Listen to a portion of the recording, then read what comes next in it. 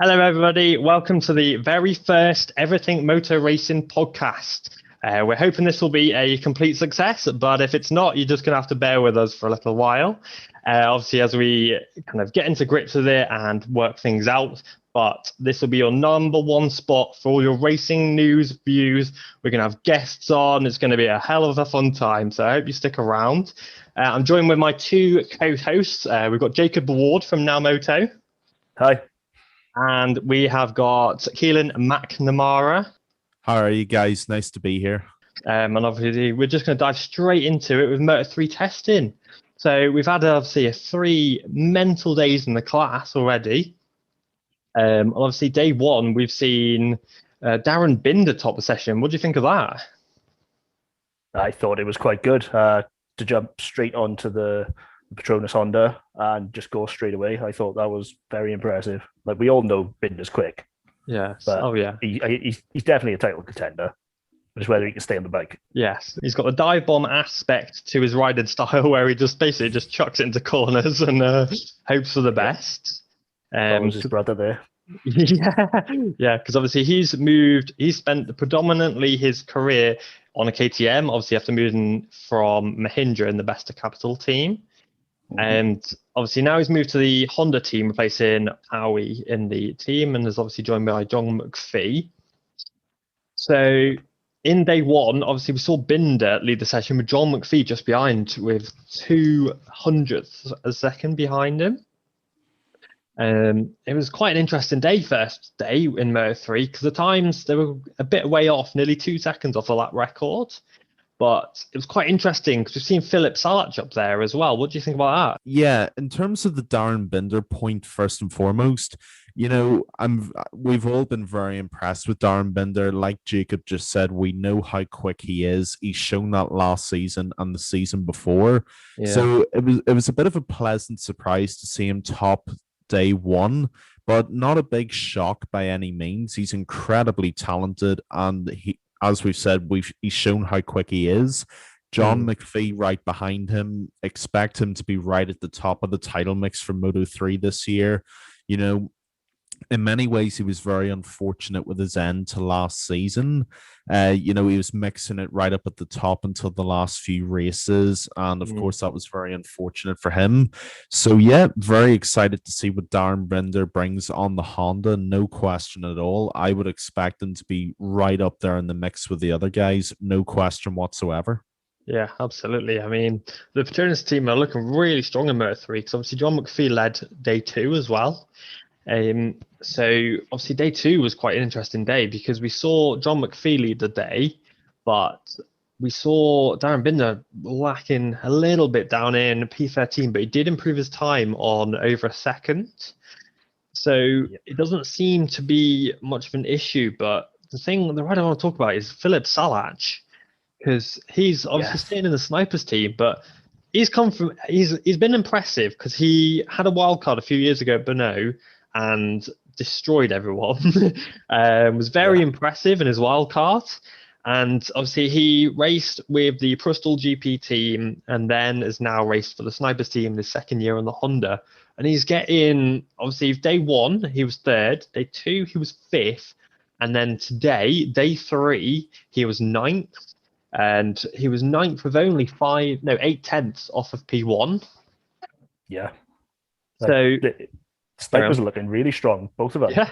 Oh, yeah, absolutely. I mean, on day 2, especially, Mino was 3rd, Salach was 5th, but Salach, we know, again, you could say it for half the field, but we know he's good. Yeah. But he came from rookies and just, as you say, riding for Bristol, just jumped at Bruno and just went, boom, here I am. But last season, he was very disappointing for me. Like, I expected much, much more. I thought he would be up there. So is this finally the time? Yeah, I'm very impressed with the adaptation Salach has made, especially in such a quick period of time in testing. Especially when someone new comes into the class, there's a natural expectation that they fill out somewhere towards the bottom as they build their way up. But Salic and the Snipers team have really come on strong in these first 2 or 3 days of the season, as it were. So I was really, really surprised to see him in the top 5. And I think that's credit to him as a rider, no doubt at all. He's adapted very quickly to the machinery, and he's given the guys in testing a real run for their money. I bet if you'd have surveyed the entire paddock, very few people would have had Salic in the top 5 by the end of day 2. So it's an absolute credit to him for sure. He's made an impact already. Yeah. And I'm excited to see what the Snipers team do this year, because they seem very, very promising, no question. They seem to pick up pace very well. Yes. And now it's just a question of whether they can sustain it throughout an actual season. But I'm excited to see what they bring for sure. Yeah, because they've been a good team in the past, obviously, with Antonelli's won a fair few races with them. Tony Abellino last year was almost won the title for them. They're a very solid team, and obviously Mignot's raced KTMs through his entire Moto3 career, obviously, aside from his half season when he replaced Arthur Sissis way back.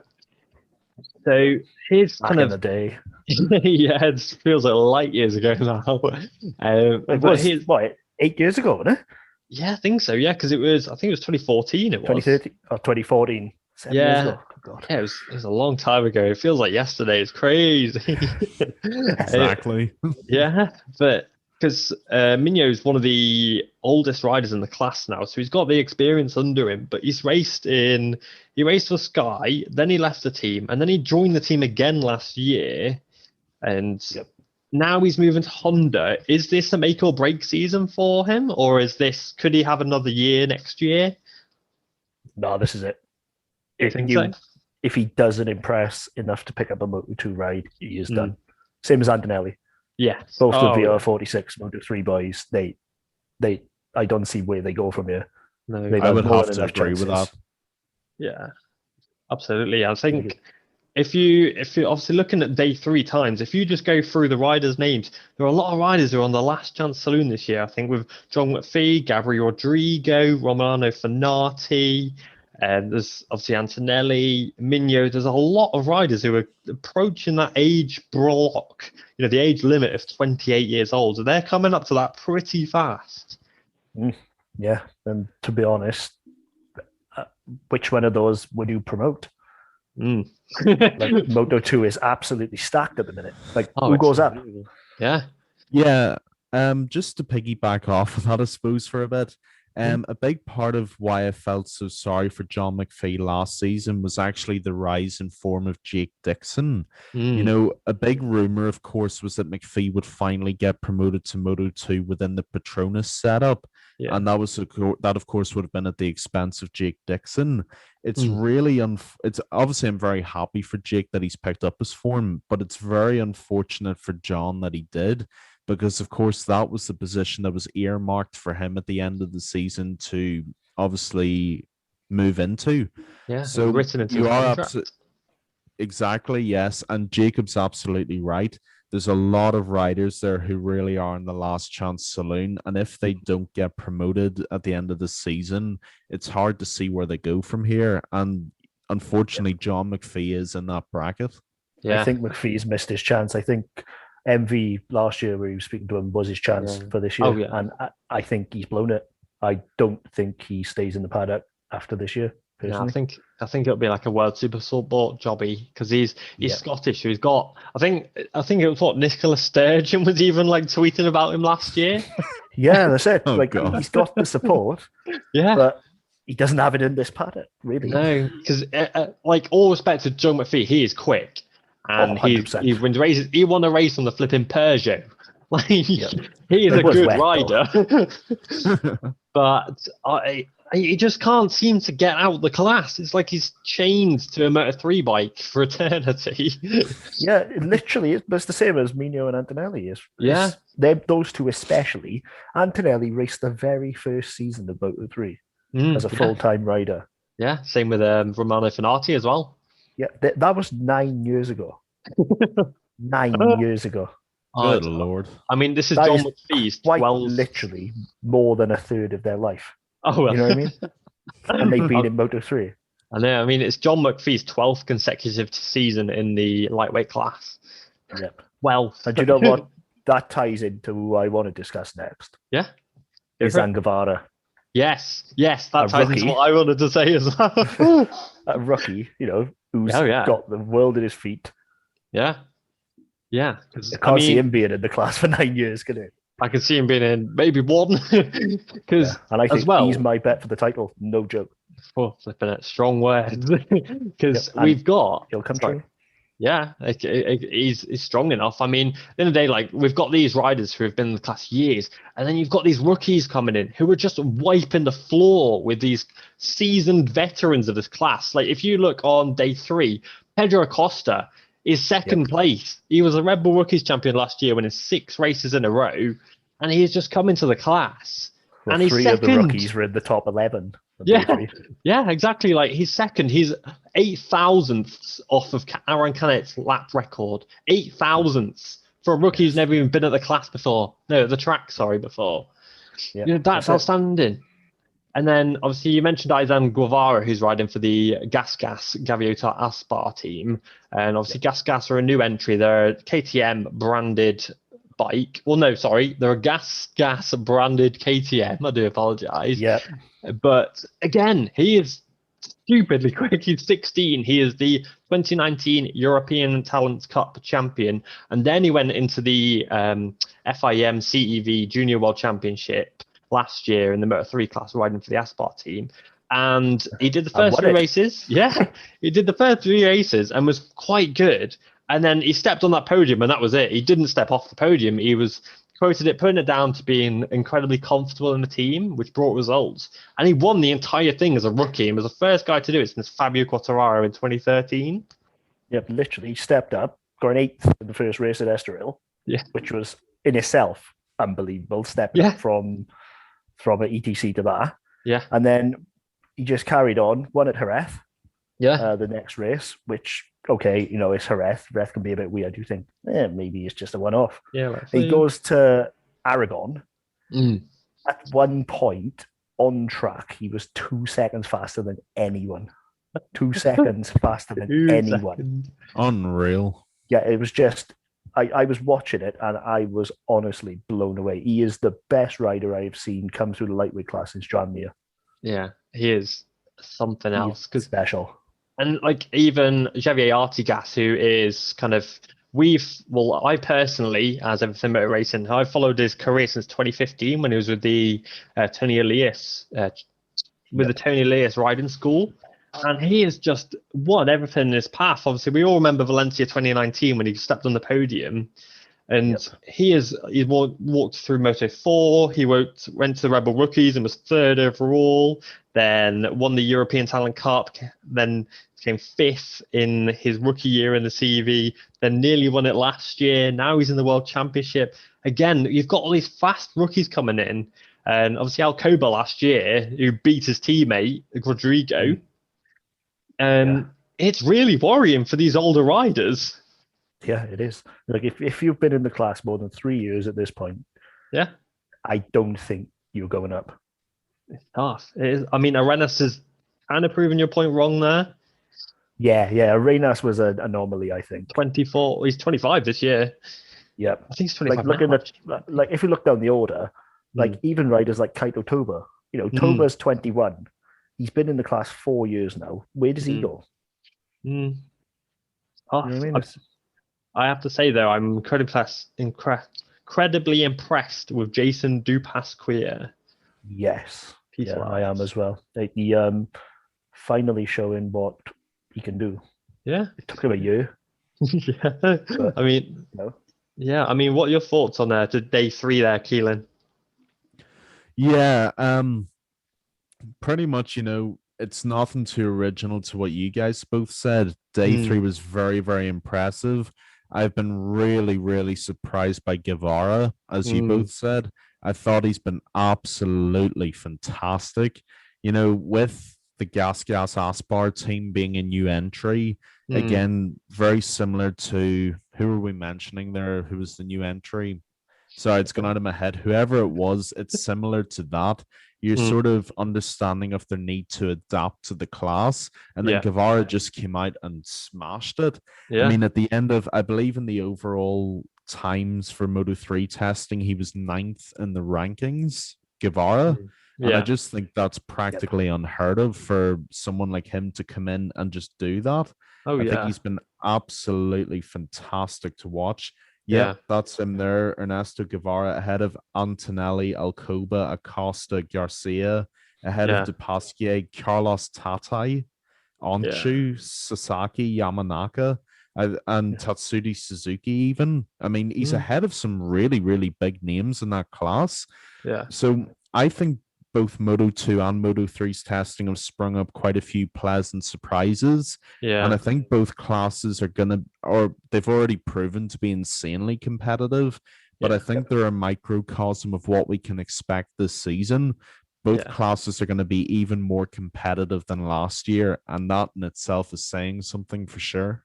Absolutely.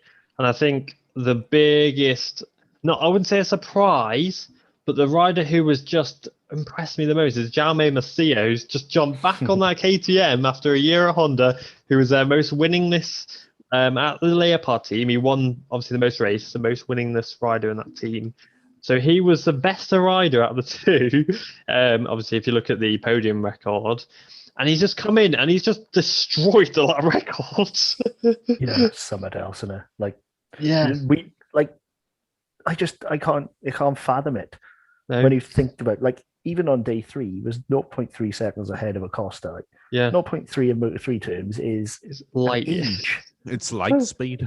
Yeah. It's literally an age. And Qatar's a big track. Yeah. You know what I mean? Oh, yeah. There's bits of everything that suits both the KTM and the Honda. So to be able to do that is just it's unheard of. Let's be honest. He's easily a title contender without a shadow of a doubt. Yeah, now he's on the team as well. We know Io can make anybody a title contender. Yeah, Io Antonelli, but we won't go there. No, he breeds world champions. Yeah, that's it. He knows where it takes and he does it. And to have Masia and Acosta, he made the right choice moving Fernandez up to make room for Acosta. 100%. Most definitely.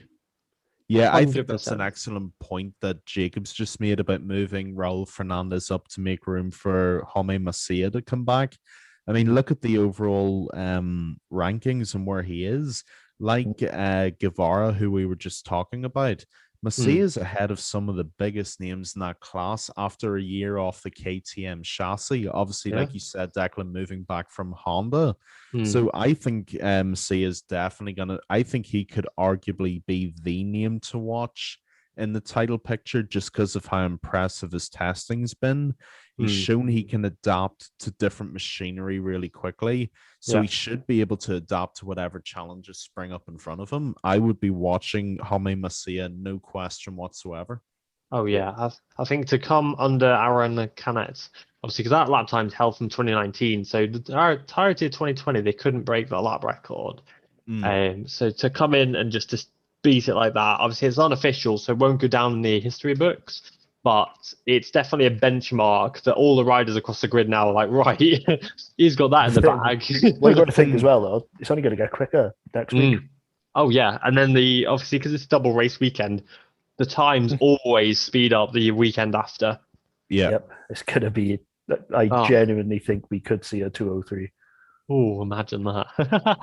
Oh, yes. It's possible. I do agree, especially if the track is clean as well, because it's been quite dirty. Well, that's it. All Masia needs to do. Masia did that, and he did, from what I gather. Yeah, I think so, yeah. So if he grabs a slipstream on the straight, because it's a lock straight, that could easily knock 3-4 tenths off, and then we're in the 203s. Easily. Bang. Right, moving on to Moto2. I've got one name for you. Remy Gardner. Yep. Ooh. What a start. Yep. Did we expect any less, though, really? No. Look, with respect to SAG, they're a B team. Ouch. So moving him on, well, they are like they don't have the resources of they IO. won last year's chassis last year.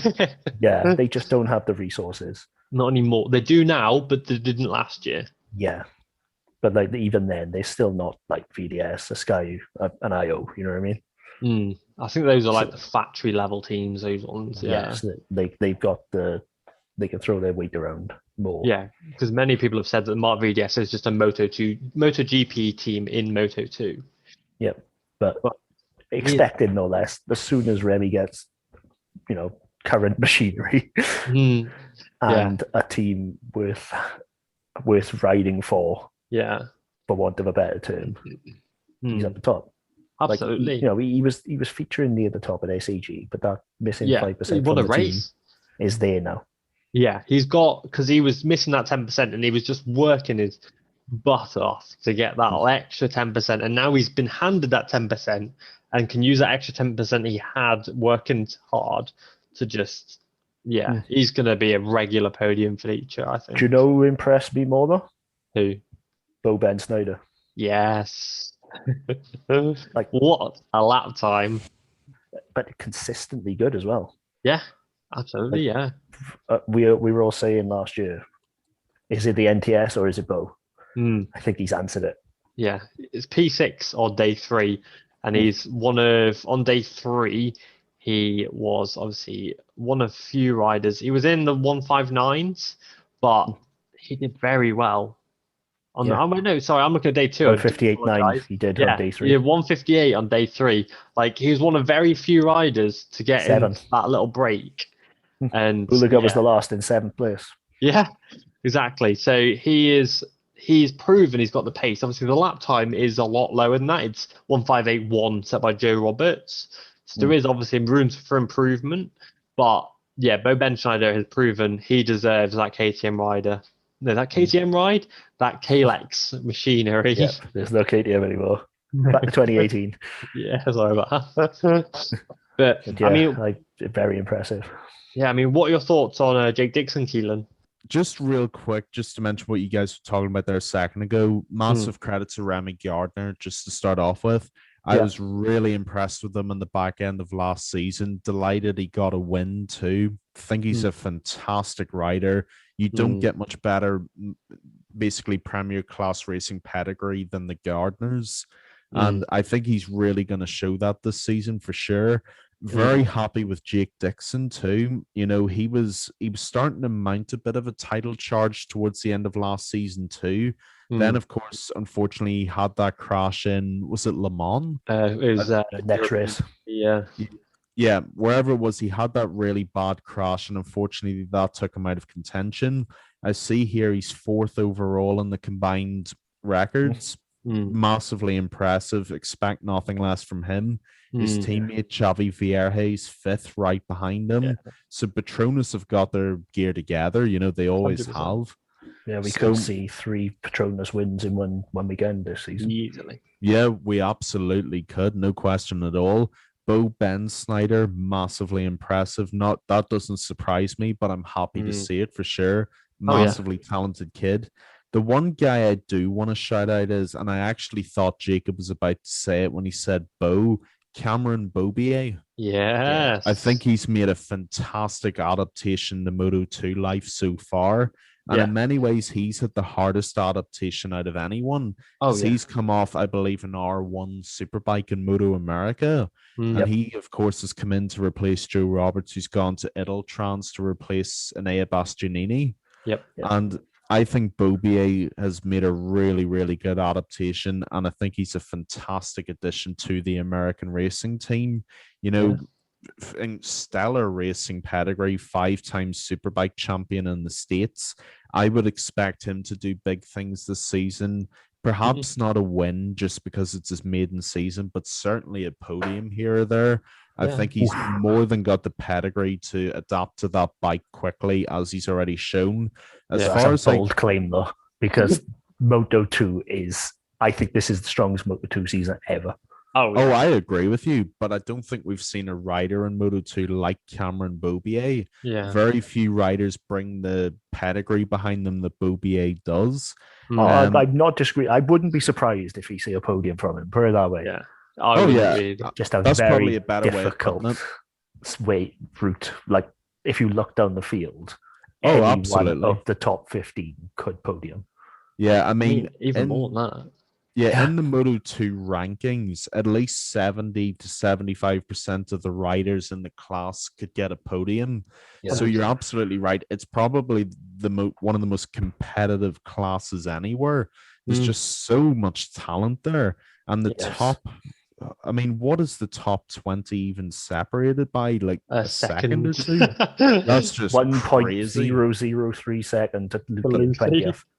I mean, it's just insane, really.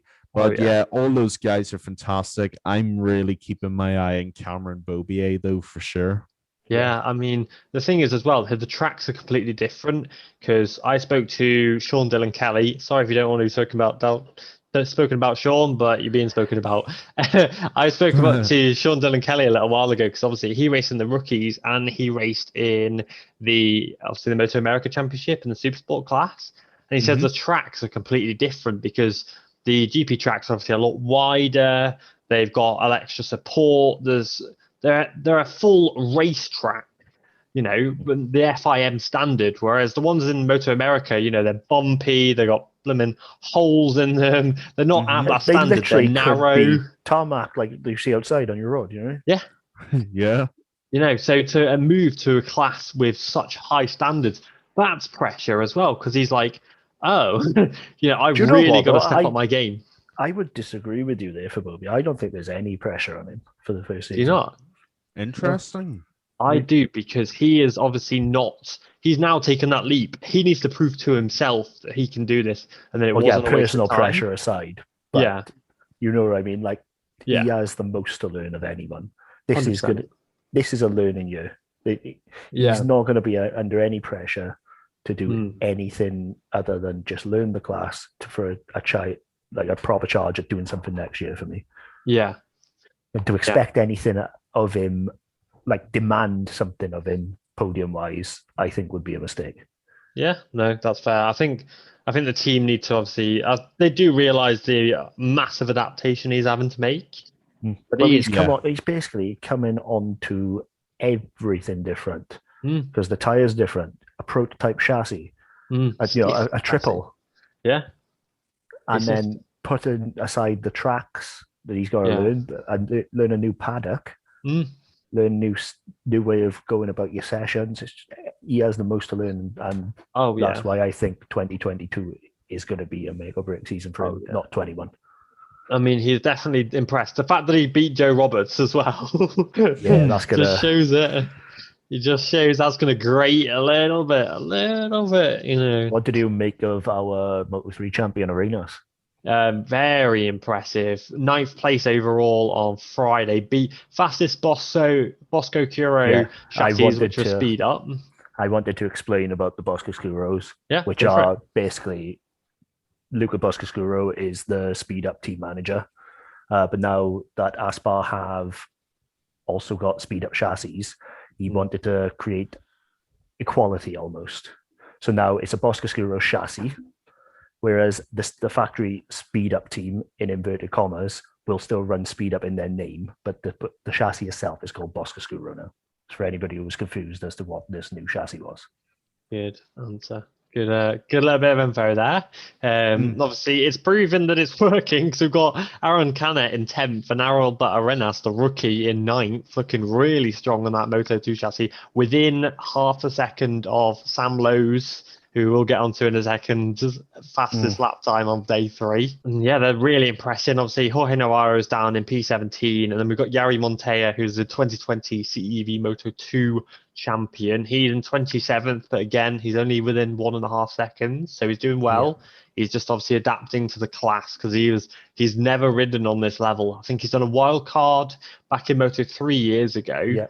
but he didn't race the Moto3 class. He's got a bit of Luca Marini style, because Luca Marini didn't race World Championship. He jumped in at Moto2 level. Yep, exactly. So, Montoya did make one wild card for 658 Squadron Corsa, but that's it. Yeah, so he's going to have a bit of an adaptation process. Of course, CV still run the Honda 600s. Yeah, so he's not even ridden the Triumph before. Yep, exactly. So if anyone's slating him, because I know what people are like on social media, just cut him a bit of slack, because he's flipping quick. He's very good. He won nearly every race last year in the CEV. He was unstoppable against Nicky Tully. Yeah, but Tully, is a good rider. He absolutely tuned Domi Agata on his wild card, and we know how good Agata is. Yeah, exactly. Agata's the Moto2 World Championship race winner. The other one I wanted to discuss was what do you make of Stefano Manzi's adaptation to the Kalex? He's done all right, P12. What do you think about that, Keelan? Yeah, I think Stefano Manzi's made a very good adaptation to the new chassis. Again, with a lot of these guys, especially going on to a new chassis, you have to give them time to adapt.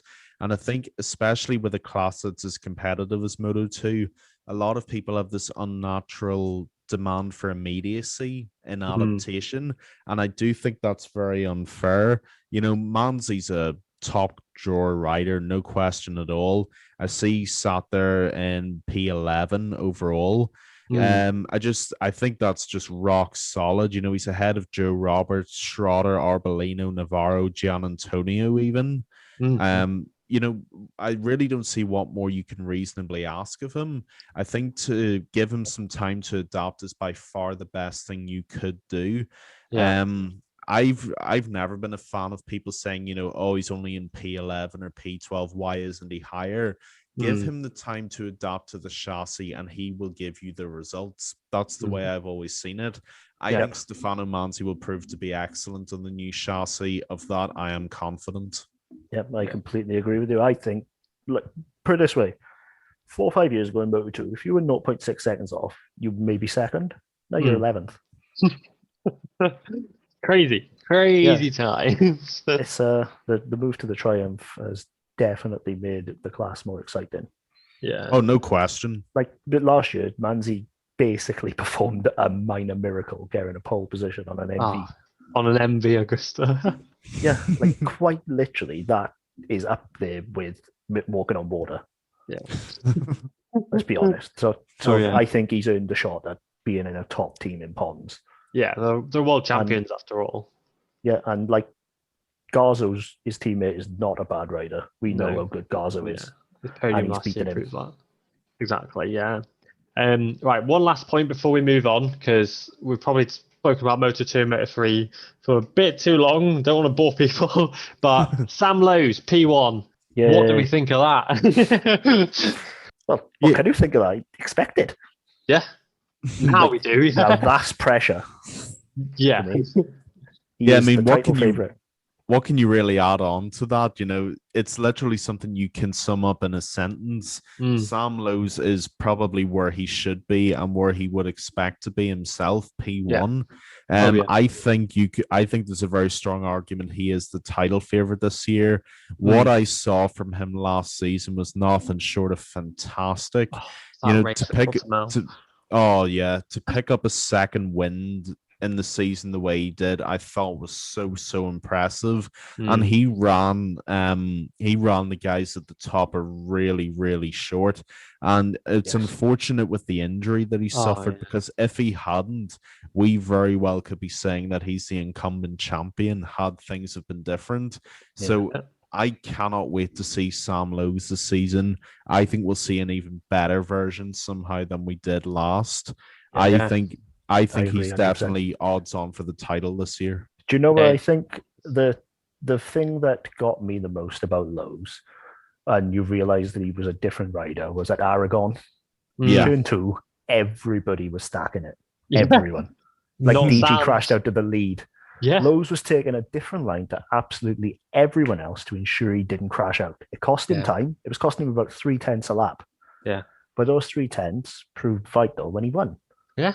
Exactly. So He didn't need to double. The lows of old would have just gone in there head first, put it folded the front, good night Vienna. But now stayed on the bike. It was very unfortunate the way he crashed in Valencia. It wasn't a normal lows crash in inverted commas. No. So that for me said everything, was that he was prepared to finish, because lows previously wouldn't have done that. No, and this race, he has gained like every ounce of respect I could give to somebody. He has gained for that race at Portimao, and he couldn't even do like 4 consecutive laps in the free practice and qualifying, and then went out and did the full 23 race laps and came home in 3rd. Yeah, give himself every chance of winning that title, didn't he? But like he did everything he could, because he was unfortunate with the injury. But you can't forget he missed the first race of the season as well with injury. He was Which kind of, on paper, it sounds like, it's the old Sam Lowes, you got injured twice, but it wasn't that way this time. He suffered 2 DNFs. That was it. 2 DNFs all season long. He used to suffer 6, 7, 8. 2. And what you got to think about Lowes, mentally now, he has to be in the best place of his life. Since getting dropped from Aprilia, he looked done for years. Yeah, he did. Yeah. Like, granted, he wasn't on the best squads, etc., best chassis, but he himself looked despondent. He looked down about his time. Now he's smiling again, and look how quick he is.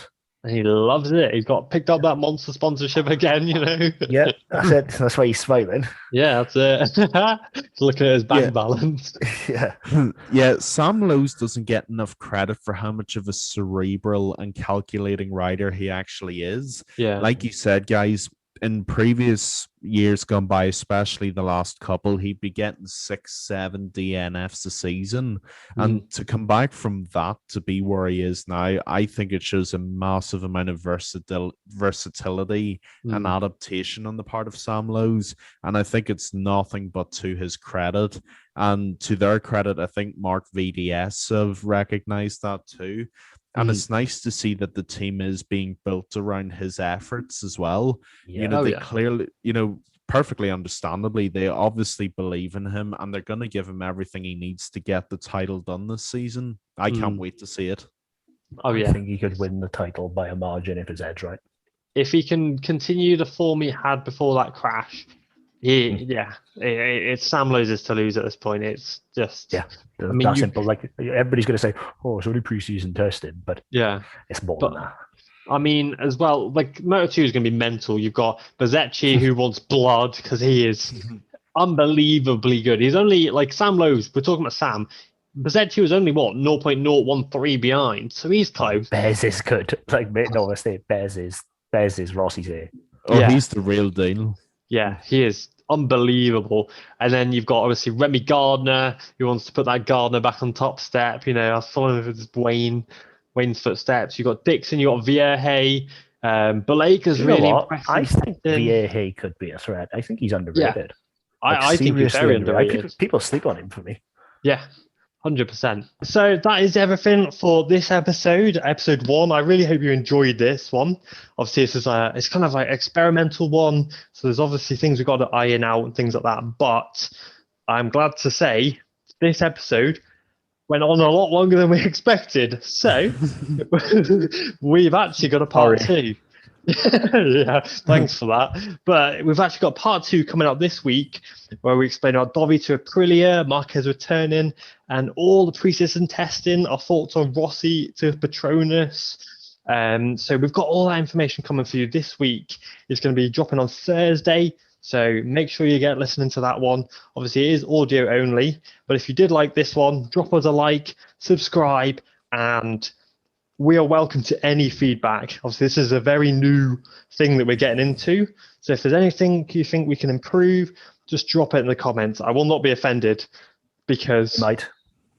I might be. Please give us feedback. It would be horrible, please.